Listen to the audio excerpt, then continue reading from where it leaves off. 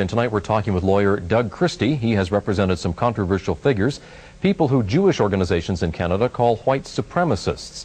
He defended Jim Keegstra, David Irving, and Ernst Zundel, saying they have a right to express their views, no matter how offensive society may find those views. We want to find out tonight if you agree or whether you think there should be limits on free speech. We're taking your calls for Mr. Christie tonight at 1-800-665-1433.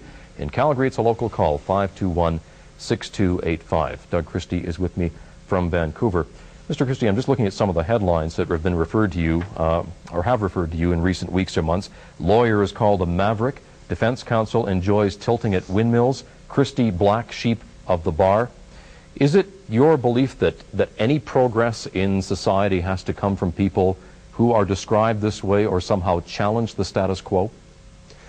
Oh no, I think progress can come from people like Brian Mulroney. He's always referred to in flattering terms. I mean, there are different ways to tilt at windmills, I guess, but generally speaking, the principles that society holds as its core of values are hardly understood by the majority of those in power, at least, particularly if it might limit the power of the state. There's a large kind of lobby that says the state must be right. Well, sometimes the state's wrong, and people who have, like John Milton, for example, or others who have stood up for freedom of speech have definitely not been popular. I guess you could start with Socrates and go through quite a few other people. I'm not sure that we have the time to do all that. No, but I'm just giving examples. As I said in my introduction, you have represented a number of controversial figures, people that Jewish organizations in Canada have referred to as white supremacists. Does it worry you that in being so labeled, that label is likely to be applied to you as well? Well, I can't help what labels people accept. I mean, it depends on what people accept in their own mind. I mean, they can see me here, they can ask me questions, and no doubt they will. And in other circumstances, they'll have to make up their own mind on Doug Christie. But if somebody says, okay, well, I have watched, I have listened, and I have formed my opinion, and based on what he says and the people he represents, he is a white supremacist, what would you say to them? Welcome to your opinion. You know, if that's not necessarily true, I don't agree with you, but you're welcome to your opinion, and we are a free society, and you know, what can I say? That's hopefully you'll try to restrict your comments to what is factual, and if not, you know, I suppose like anybody I could have remedies, but I find those remedies usually fail. Basically, people have to make up their own mind on the basis of what they see, and I trust them to make up in the end, the right decision. Let's go back to the calls and to Dwight in Toronto. Hello, Dwight. Hi there. I'd like to comment on Mr. Christie that he's doing a fine job in helping people, such as that white supremacist guy and the other guy who wrote that book on that the Holocaust didn't exist. Because in Canada, if freedom of speech is not in our Constitution, it is, as a matter of fact. Am I right or not? You're right, it is, but it's subject to such reasonable limits as are demonstrably justifiable in a free and democratic society, whatever that means, and the courts will decide, but I'm hoping that it will mean that free speech is really free speech even to offend. I think you have to have that freedom, or you really don't have freedom at all. Yeah, that's what I noticed, because if freedom of speech, like if we don't have freedom of speech in this country, then we're no better than communist Russia when it was communist, because you know, it's getting to the point right now where that if somebody's writing a book saying that something didn't exist or this and that, if you don't have the facts if you don't have common sense, like one caller said, and you go and research the facts yourself to find out if it's true or not, then you have nothing really to say against this person unless you can prove otherwise. But Dwight, what happens in a case where perhaps the facts are wrong? That incites hatred, which further leads to violence. Well, then that's where you'd have to say to yourself that the facts are wrong, and somebody else has to write a rebuttal book about this person saying that the facts are wrong, and this person is talking foolishness, and then the whole world would find out about him, and then that person would be like forgotten about. Yeah, I think that's the perfect answer. We live in a society where anybody can write a book. Anybody can make a speech, and the media don't pay attention to people who the majority don't believe in or don't agree with. You know, the best answer to wrong speech is more speech. Correct the person, criticize the person, show the world where they're wrong. It shouldn't be difficult with the media being at the disposal of the politically correct people, which it always is, of course. Yeah, and I just like to end with one other comment. I heard a lawyer once say that he takes these, you know, these cases because he likes to prove where the system is wrong, because we're not really wrong, but where it's corrupt. Because if a guy can defend a certain individual who everybody will probably say is guilty, and it turns out that he gets off innocent, then that's just showing what kind of system and we're living in. Dwight, thank you for the call. Okay, thank you. Doug Christie, just before we move on, what happens in a situation where you say it's fine for someone to express their opinion, and if there is a counter opinion, then it should be expressed as well? What happens in a situation where, for example, in the case of Mr. Keegstra, he is teaching his beliefs of a certain event to those who may not know the difference? Well, in that particular case, I think that you should be able to separate whether he's entitled to teach those views or whether he's entitled to express those views. It may very well be that the school board wants to teach the world is flat, or that the school board wants to teach that there's no possibility of any other points of view. That's for the school board politically to decide. And if they wish to fire him, that's within their prerogative. And they did. That's not to say that it's justified to criminalize the holding of these opinions, because nobody denied the sincerity, and I don't think that very many people denied the honesty of James Keegstra. So if he's honestly, sincerely expressing his views, fine. You may not want him to be a teacher, but that doesn't mean you have a right to criminalize those views, which is in effect what happened. Let's move to Newcastle now and to Anne. Hello. Hi, Mr. Christie, I'm just wondering if you're aware of the laws in Canada such that isn't it an infringement upon someone's human rights if hatred is being propagated against them, especially in religious groups? Can you only go so far beyond the point where you are infringing on other people's rights and hurting them? Look what's going on in Germany now with Sundel. His books are kindling the fire. I mean, it's a direct consequence of what's going on here in North America. You only have so much free speech before you're hurting other people. It is a crime. Okay, let's let Doug Christie answer. Yeah. First of all, you make a very large leap of faith to say that whatever Ernst Zundel says or believes is kindling anything in Germany. I know that was the effort of a Fifth Estate program to sort of show the link.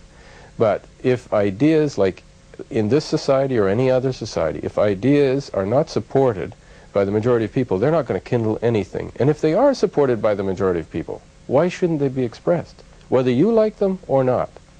I mean, if you want to live in a society where no one is hurt by the speech of anybody else, well then I suppose my reaction would be anyone I don't like should be silenced. And you know, that argument can be advanced, and you won't always like the results, because it could very well silence you. And I would resent and resist anyone trying to silence you or anyone else. You know, criticize and do what you've just done. But do you really need to silence those who you don't agree with? I have to disagree with you from a psychological standpoint. As a student of psychology, it is a proven fact in social psychology that hatred leads to problems, such as what happened in the Holocaust, what's going on now in Yugoslavia, what happened to the Turks and Armenians. I mean, history will repeat itself if we don't stop this. And I think that censorship is the answer. I mean, You think that censorship is the answer, but let me ask you this. Do you think that censorship of opinions expressed by people who have hate, if they have hate, do you think that stopping them from communicating in society will eliminate hate, or will it increase hate? What it will do is those people who don't pick up books and learn about counter-arguments, it stops them from hearing about it in the first place. Because if people hear one opinion, they come to believe it automatically, whether it's truth or not truth. For example, if someone reads a column... Well, you must think that people are basically totally stupid. I'm not saying that, but unfortunately, as a human being, we tend to accept things without looking beyond the facts all the time. We don't have time in a busy society such as ours to go and search for the facts. Well, who should be allowed to? Who should be allowed to decide what the truth is? You? I think as a society, and with the laws that we have in Canada now, unfortunately, they're just not being used. And I say you have freedom of speech only until you infringe upon the rights of others. Well, what if what you say is true, though it infringes on the rights of others? Should it be expressed or not? I don't think it should. That's my final opinion. Especially okay, well then, when it involves a group of people. Individually, I can have my opinions, you can have yours, but when it goes to a group of people and it might harm their future or their existence, then that's time to hush. Oh, I see. So you would silence anyone who had opinions that might offend a group of people, even though they might be true. They might be valid opinions. But what if they're not? When we're speaking about Zundel, Malcolm Ross, we know these are not valid opinions. We have proof. How do you know that? How do you know that before you hear them? How do you know that before you hear them? You have to hear them to know whether they're valid or not. And when you've heard them, I think you and everyone else can be trusted to decide whether they are good opinions or bad opinions. If we don't believe in that, why do we believe in democracy? Because the biggest decision we have to make is who do we elect for our leaders in a democracy. And if you don't think people can make intelligent choices from people who are lying to them, then I guess you don't believe in politicians having freedom either, because I think some of those politicians lie. Doug Christie, let me just jump in here and ask you, of the opinions of Ernst Zundel, are they good opinions or bad opinions in your view? I don't claim to be an authority in whether they're good or bad opinions. I claim to be an authority in this aspect, that they should be legitimately expressed. That's all. Do you share them, though?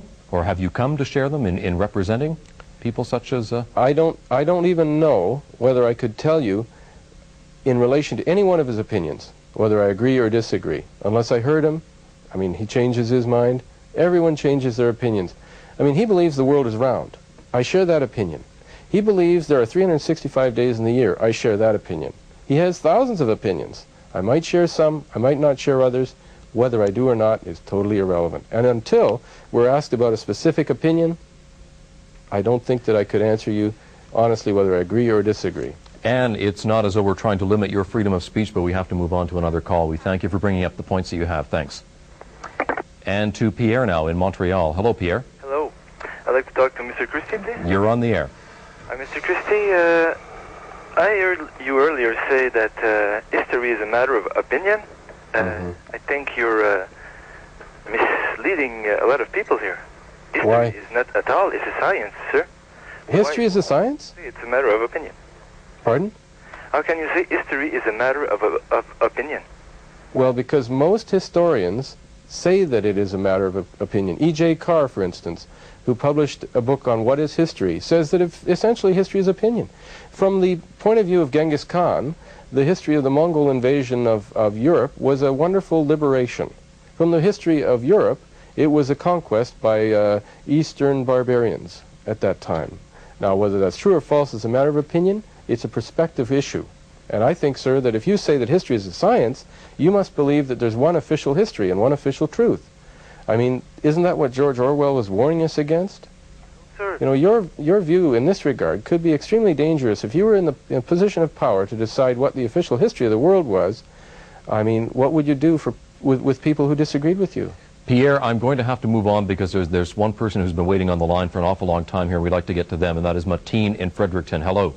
Hello. Your opinion, please, quickly. Yes. Well, I wanted to ask a question, and it is very simple. What is exactly the complaint against Mr. Christie from the Upper Canada Legal Society? As I read it or understood it, Doug Christie, it was, in fact, and I don't have the wording correct, is that you have sort of made association with what they termed as a lunatic fringe of society. How do you react to that? Well, I don't think that that's justified at all, but I don't think that wasn't the complaint. That was the conclusion of Mr. Harvey Strasberg. That's his opinion. And, you know, fine, you're entitled to that opinion. If you had used a quote that was really mine, I might see some merit in the opinion, but when you actually come up with a quote that comes from somebody else and you attribute it to me and you use that as a reason for that conclusion, I think that most reasonable people would see that that's an erroneous opinion. Doug Christie, it was interesting to hear your views. We thank you for joining us from Vancouver for tonight. It's been a pleasure, and I certainly enjoyed hearing from all your callers. I think it's an interesting debate. Thanks again. Thank you.